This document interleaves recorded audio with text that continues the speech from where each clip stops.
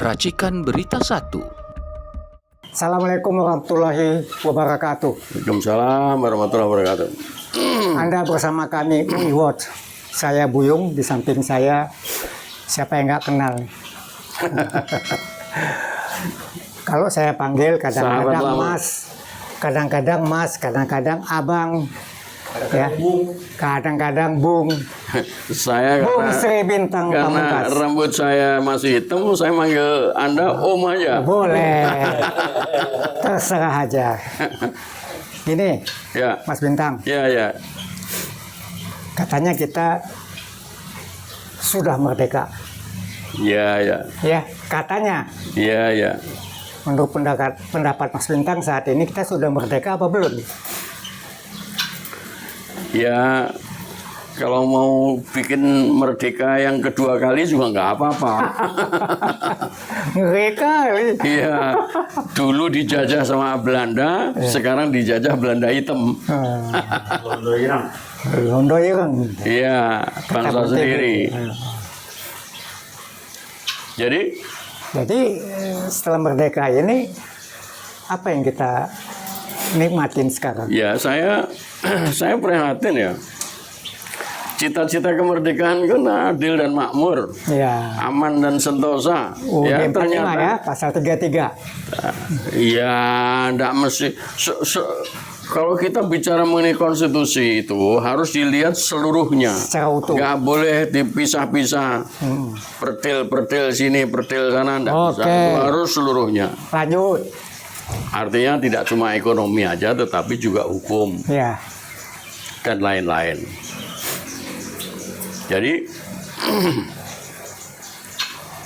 kita belum sejahtera. Oke. Jadi cita-cita kemerdekaan belum tercapai. Nah ini kenapa Vietnam yang barusan tahun 70 ya, Ya.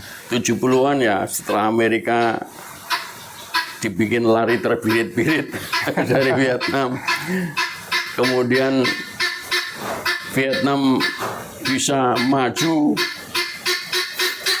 dan industrinya hebat, luar biasa. Kalah lah Indonesia. Ini menjadi pertanyaan, jadi kenapa Indonesia nggak bisa maju seperti negara tetangganya? Nah, itu pertanyaan. Tolong dijawab sendiri. Ya, sebetulnya gampang ya. Indonesia itu terlampau luas, Oh. penduduknya terlampau banyak. Yang Vietnam itu kecil, Malaysia kecil. Malaysia itu cuma sepertiganya Sumatera ya, kira-kira ya. Dia cuma satu pulau ya. Iya. Separuh pulau. Udah gitu separuh lagi. Ya, itu salah satunya ya. Kemudian penduduknya juga sangat terlampau banyak ya. Sekalipun kekayaan kita juga luar biasa besarnya ya. Itu yang paling saya. Ya, nah ini karena melihat kekayaan ini menurut pendapat saya, ini kesalahan di dalam menata negara ya. Menata negara ini goblok-goblok. Gitulah. Kalau saya bilang sih Indonesia itu orangnya pinter-pinter. Iya, Saking pinter-pinter. pinternya, Tetapi tidak bermoral. pinternya nggak sebanding dengan luas dan jumlah penduduk. Oke.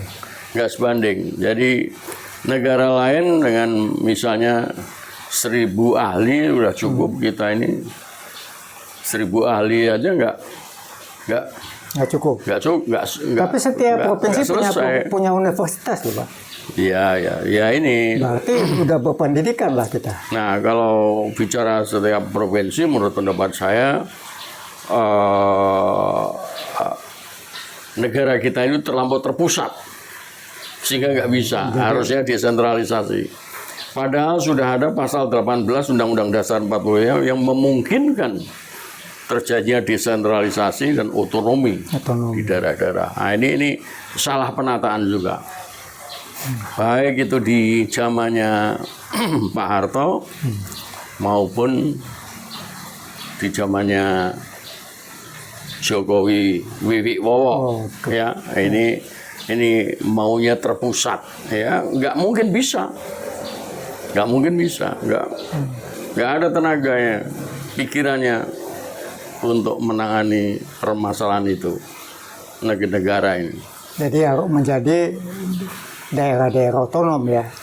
Nah, pernah terjadi di zamannya Habibie, dia membuat otonomi. Otonomi daerah. Betul, otonomi daerah. Tetapi menurut saya salah. Ya, salah dia. Melakukannya itu salah ya. Memang desentralisasi, kemudian ada otonomi di daerah ya. Tetapi itu diilhami oleh peristiwa Aceh. Di mana kalau otonomi itu diberikan sebesar provinsi, Ya. maka kalau terjadi semacam pemberontakan tanda kutip seperti yang pernah terjadi di Aceh, ya, maka Indonesia akan kedodoran. Pemerintah pusat nggak bisa menangani. Contoh ya, ini juga persis di zamannya Habibie juga. 23 tahun dengan Timur kita nggak bisa menguasai. 23 tahun juga dengan GAM Aceh, Iya. nggak bisa juga. Nah, lalu pikiran salahnya Habibie itu muncul, yaitu kalau begitu otonomi harus diberikan pada kabupaten dan kota. Akhirnya apa yang terjadi? Cina-Cina konglomerat itu pada mengganggu bupati sama wali kota untuk mendapatkan Proyek-proyek. Ya. proyek-proyek.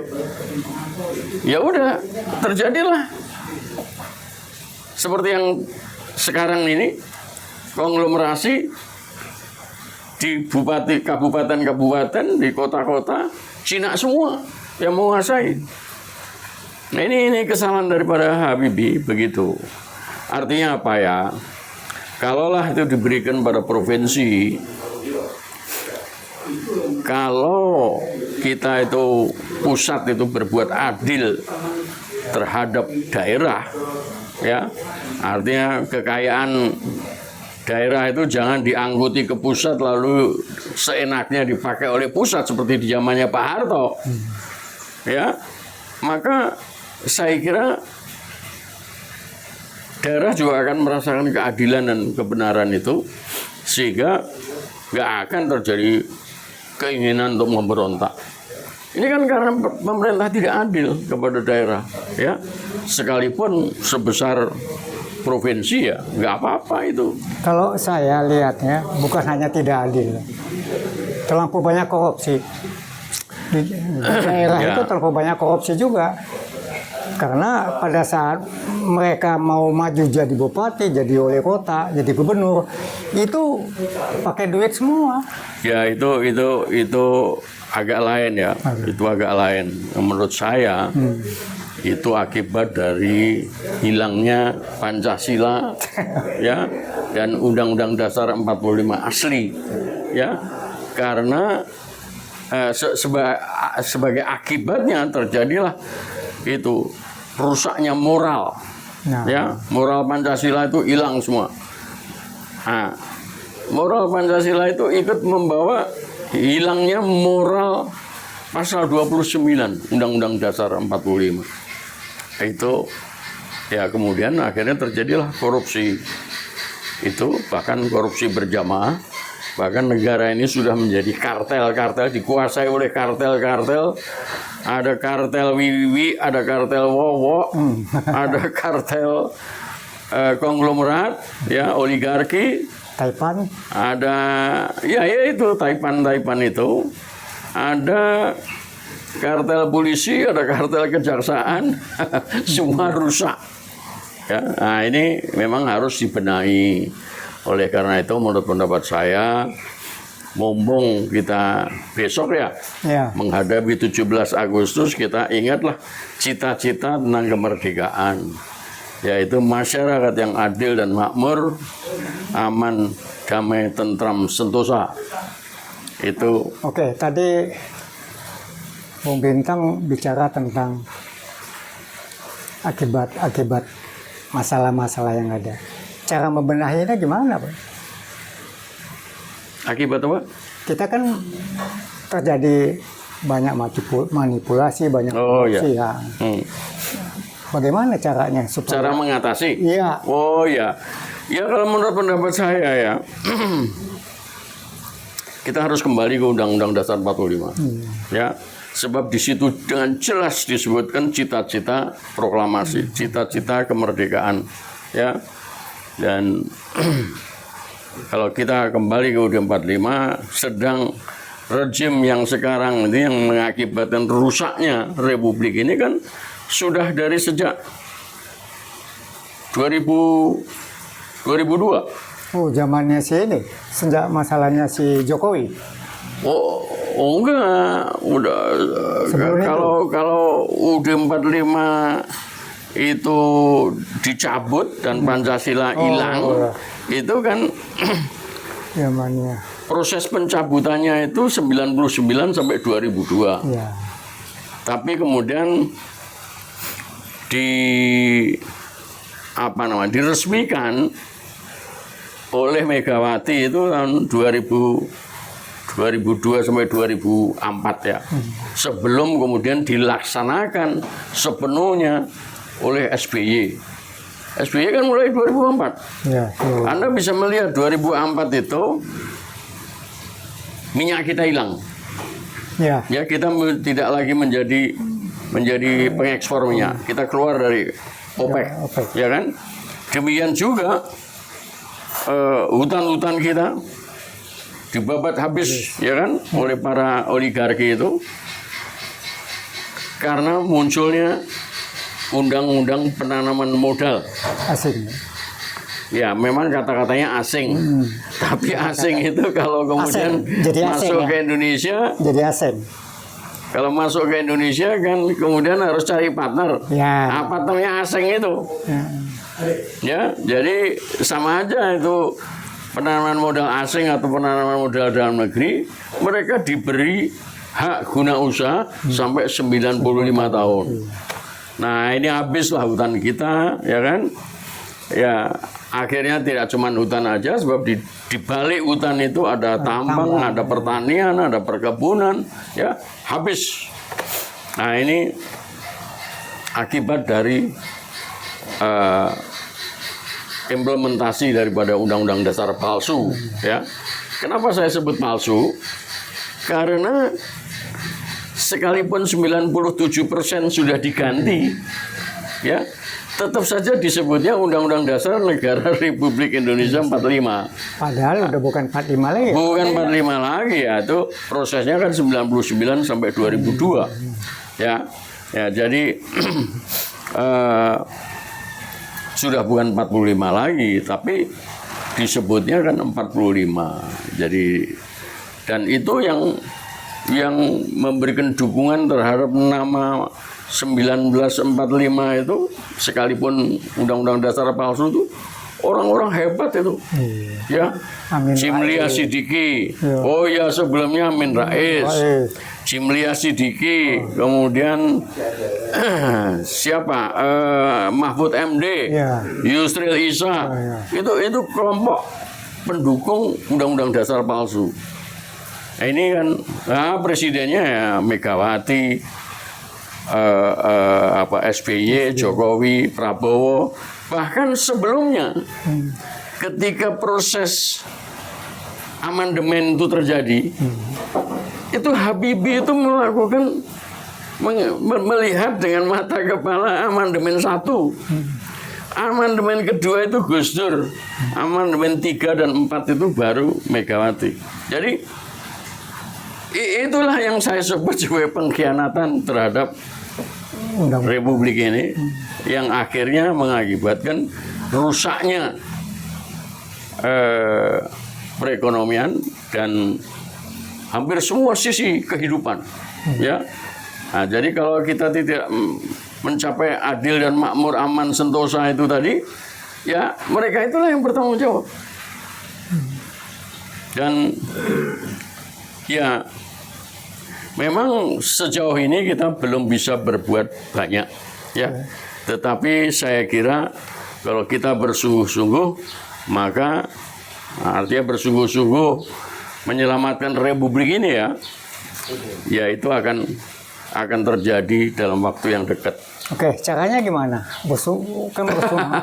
Itu yang paling penting. Mungkin kita kalau bisa pakai caranya, ini terus terang agak sensitif ya, karena ini membutuhkan pikiran-pikiran intelijen. Perlu diskusi. Iya, perlu diskusi lebih lanjut ya. Ya, kalau dalam pikiran saya ya, itu ya rejim yang ada sekarang ini harus jatuh. Itu satu paket dengan kembali ke UUD 45 asli dan Pancasila. Itu secara garis besar seperti itu. Nah, bagaimana detail daripada pernyataan itu, itu lain lagi. Itu harus ada momen khusus untuk kita bicarakan. Oke, kalau kita bicara korupsi, penegakan hukum kan harus kuat, baik secara moral, ya, baik secara kemampuan, keberanian. Ini kan sekarang ini kita tahu hukuman, kadang-kadang kita lihat jaksa minta 15 tahun, atau hakim mutusin 5 tahun. Kayaknya banyak sekali kelemahannya di penegak hukum. Ini bagaimana ngatasinnya, Pak? Loh, kalau yang menjadi terdakwa itu adalah orang baik-baik, ya, maka putusan hakim yang memberikan 5 tahun dibanding dengan tuntutan jaksa yang 15 tahun itu ya nggak apa-apa. Nggak apa-apa. Kalau orang baik-baik ya. Bahkan mungkin dibebaskan. Baik-baik semua. Oke. Nah, tetapi kalau penjahat dituntut 15 tahun tapi hanya diberi 5 tahun, ya itu saya kira hakimnya yang jahat. Ya. Jadi penegak hukum juga harus dibenahin secara moral. Iya. Karena ada informasi. Loh, hakim kan banyak ketahuan yang disuap juga kan? Oh, lah iya. Rata-rata disuap. Bahkan di Mahkamah Agung ada itu tukang mediatornya, iya kan? Ada mediatornya. Jadi lucu itu. Siapa tuh? Ada saya ada ya, namanya. ada. Yang dia ketangkep juga. Ya, Zikar. Zikar atau siapa itu? Ya. Ya, jadi memang sebetulnya di dalam Undang-Undang Dasar 45 itu sudah ada itu pasal 27 ayat 1 yang mengatakan setiap warga negara mempunyai kedudukan yang sama dalam hukum dan pemerintahan dan berwajib untuk mendukung hukum dan pemerintahan itu. Nah, yang menarik adalah bahwa kita menyaksikan dan tadi juga sudah menyebut-nyebut soal konglomerasi ya. Serta oligarki Cina ya. Oh, ini kan mereka itu kan kaya raya ya. Iya. Katanya 50 orang Cina konglomerat itu mempunyai kekayaan yang sama dengan 280 juta rakyat Indonesia. Nah, ini kan ketidakadilan ya. Padahal pasal 27 ayat 1 itu menyebutkan tadi itu ada dalam konteksnya dengan keadilan. Nah, anehnya Cina-Cina ini kan jarang sekali yang kemudian mendapat hukuman. Yang selalu dihukum adalah dokter siapa dari ITB, direktur utama Pertamina, iya kan? Ya. Kemudian dokter lagi yang lain juga dari ITB, Pertamina juga, ya kan? Lalu ya terakhir kemarin ada Febri Adriansa juga, Pribumi juga, ya kan? Bahkan yang namanya Tom Lembong, ya kan? Itu kan anaknya Bong siapa itu, ya, ya Cina lah ya, yang kemudian bebas, ya. Padahal ada itu kesalahannya. Kenapa impor gula itu dilakukan oleh temennya Cina-Cina juga, bukan untuk koperasi, padahal harusnya kan koperasi. Nah, ini mestinya kan dia dihukum juga, tapi kan bebas, ya. Ini juga suatu bentuk Soalnya itu ketidakadilan. atas perintah katanya. Kenapa? Dia melakukan itu atas perintah. Nah iya ya, perintah baik itu diikuti. Kalau perintah tidak baik jangan diikuti. Nah ini banyak orang kita ini meskipun Muslim 90% katanya ya, mayoritas ya, tapi membedakan yang baik dan yang salah, yang baik dan yang buruk itu nggak bisa. Membedakan yang benar dan salah nggak bisa. Membedakan yang halal dan haram tidak bisa. Padahal Islam itu, Al-Quran itu adalah untuk membedakan itu. Al-Quran itu adalah pembeda antara yang baik dan buruk. Ya, dan yang tadi saya katakan itu, ya.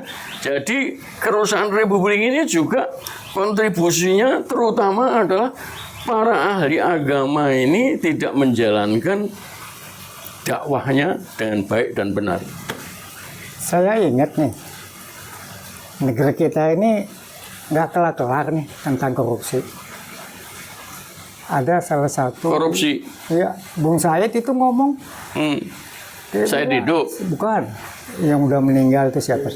Hah? Ya, Salim Said. Jangankan katanya. Tuhan aja dilawan kok sama pejabat-pejabat.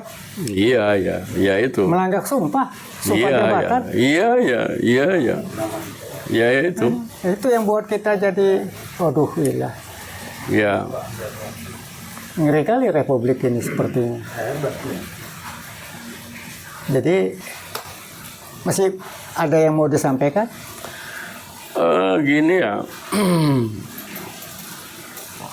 Jadi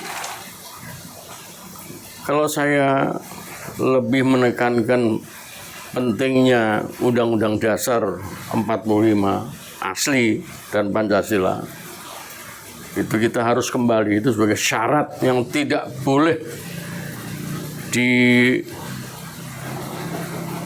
dilewati. Itu syarat utama, syarat yang penting. Memang kemudian harus menjadi satu dengan rejim jahanam yang sekarang berkuasa. Itu harus satu paket itu. Nah, mengenai UUD 45 sendiri, itu kan sebetulnya ketika Pak Habibie ya menjadi presiden, itu tanggal 21 ya, Mei ya. Enggak gitu ingat. 21 Mei 98 tuh dia Pak Harto mundur dan segera mengangkat Pak Habibie jadi presiden. Itu tanggal 22 di Indonesia, 21 masih di Amerika. Itu disebutkan bahwa upaya penjatuhan Soeharto itu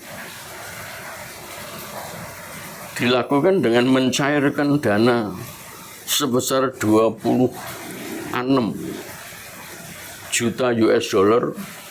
Itu uang siapa tuh? Uang negara apa? Uang Amerika. Uang Amerika. Iya, uang Amerika melalui USAID. AID itu American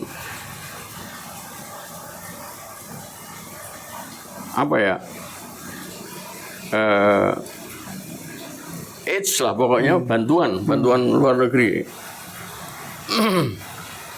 USAID. Dan itu jatuh ke tangannya, disebutkan di dalam koran itu. Adnan Buyung Nasution. Oh, yang cairkan itu Adnan Buyung Nasution. Iya, yang disebut-sebut ya. Banyak yang disebut, ada Mulia Lubis, ada yang lain. Pokoknya LSM lah. Tetapi LSM itu seakan-akan dimotori oleh Adnan Buyung Nasution. Jadi untuk menjatuhkan Soeharto itu memang Amerika. Ya. Lalu Habibie naik. Kenapa Soeharto jatuhin? Kalau bisa diulas sedikit. Oh iya. Ya alasannya banyak ya. Tetapi yang menjadi trigger ketika itu naiknya Bill Clinton. Menjadi presiden tahun 93. Dan dia mendapat bantuan dari James Riyadi. Untuk kampanye itu, dana kampanye itu. Yang jumlahnya itu melebihi yang dibolehkan oleh undang-undang Amerika. Ya. Sehingga James Riyadi dilarang untuk menginjakkan kaki di Amerika selama beberapa tahun. Dicabut itu larangan itu ketika Hillary Clinton menjadi menteri luar negeri. Menjadi menteri luar negerinya Obama. Oh ya, yang setelah itu Hillary jadi menteri luar negeri, benar? Iya, menteri luar negeri ya. Ya, nah, jadi kembali kepada Habibie. Habibie itu mendapat surat tertanggal 22 Mei dari 15 senator Amerika. Kongresmen Amerika. Ya, dugaan saya ada senator, ada apa namanya? Ada DPR-nya juga. Iya, DPR kan. Ya. Dan itu menarik itu, ada 8 poin di dalam suratnya itu yang harus dilakukan oleh Habibie, seakan-akan merupakan suatu perintah. Tapi perintah pertama itu yang paling bagus, bebaskan Sri Bintang dari penjara. Itu poin pertama itu. Poin Sri kedua, Bintang itu siapa ya? Sri Bintang Pamungkas. Ya, lalu ada 7 poinnya lagi. Saya tidak perlu ceritakan banyak-banyak ya, tetapi itu menyangkut soal Timur. Menyangkut soal pemilu. Ya. Kemudian menyangkut soal apa ya? Demokratisasi. Nah, dugaan saya surat itu halus memang. Halus tapi kurang ajar. Soalnya mengatakan begini. Honorer Pak Habibie, Anda akan menjadi presiden yang reformatif kalau Anda mengikuti 8 butir ini. Nah, itu kurang ajar. Kurang ajar kan? Nah, dugaan saya surat yang halus tapi kurang ajar itu kemudian dijelaskan oleh Duta Besar Amerika yang ada di Indonesia. Penjelasannya lebih gila lagi. Ditambah-tambah lah ya. Ya. Lakukan referendum di Timur Timur. Bikin pemilu 99. Dan berbuatlah demokratis. Nah, tentang demokrasi ini Pak Habibie membuat undang-undang HAM nomor 39 tahun 98.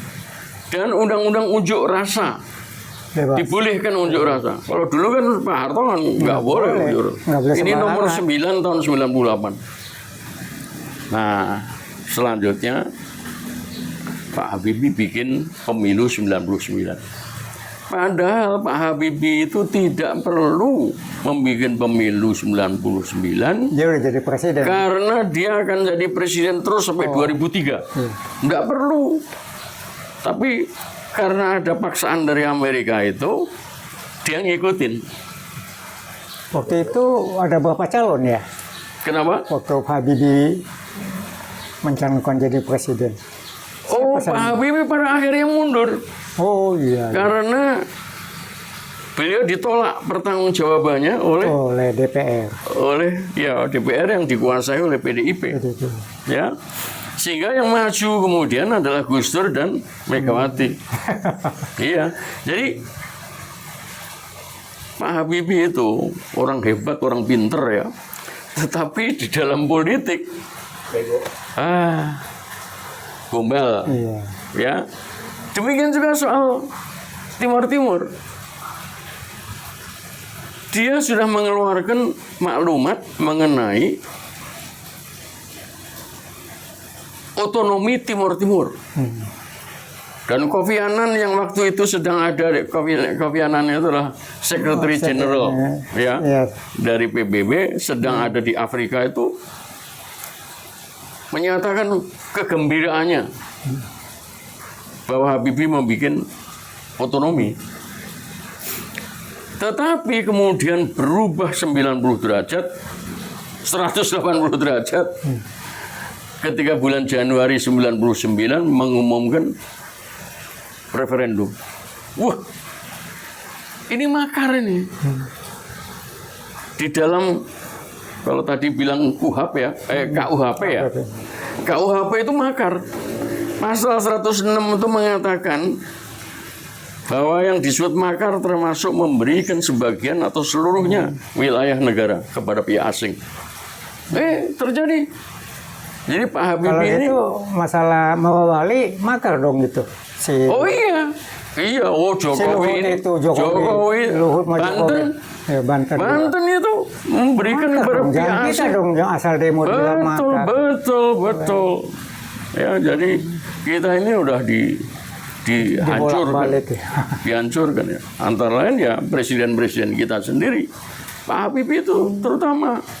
Jadi kalau Pak Harto itu bisa diadili, Habibie ini juga bisa diadili, sekalipun in absentia ya, karena beliau sudah almarhum ya.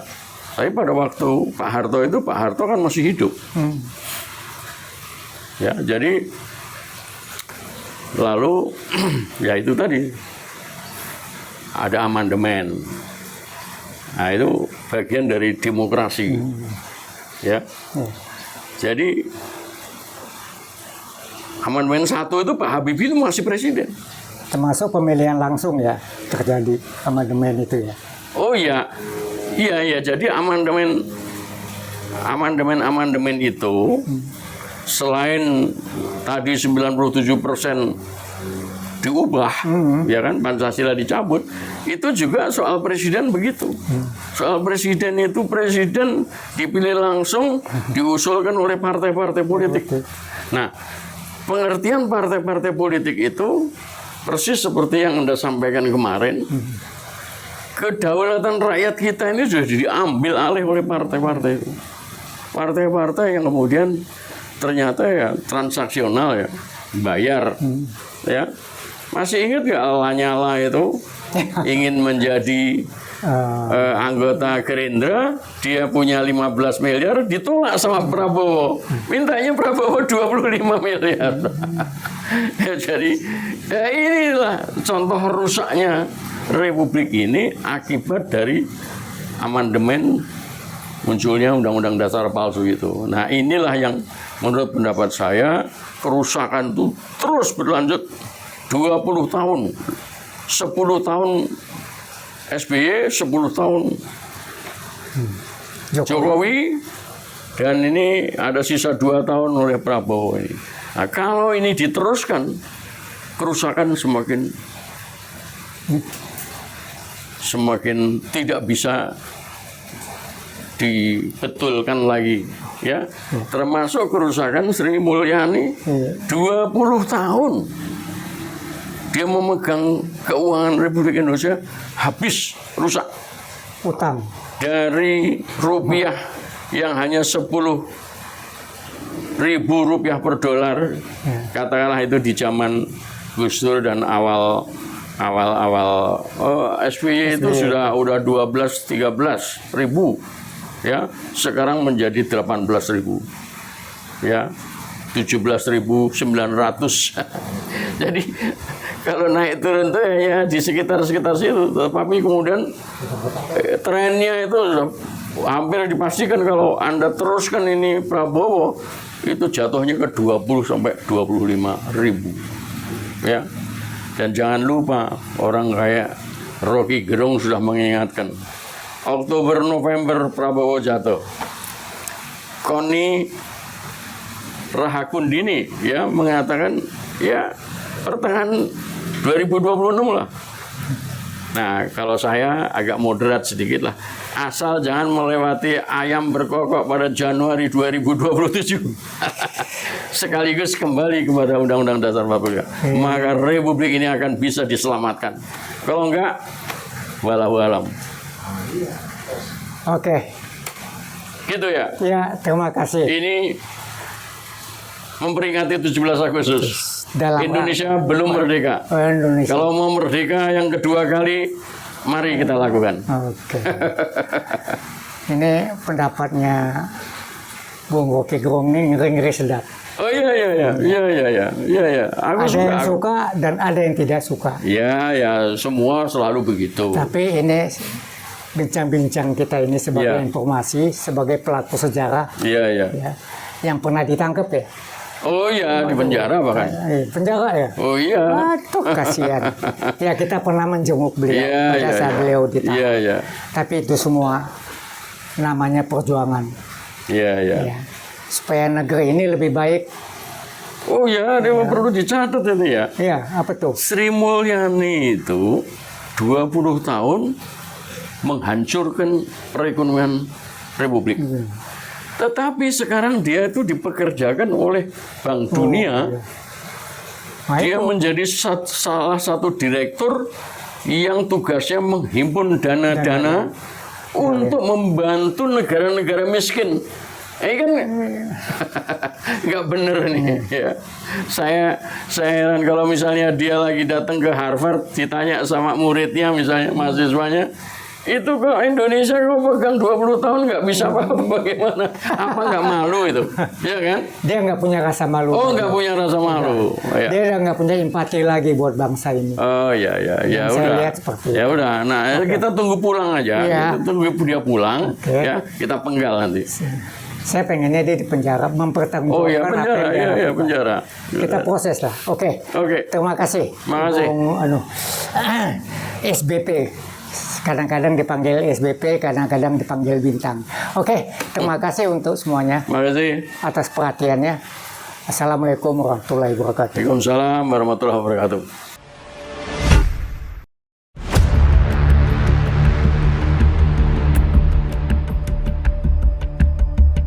Racikan Berita 1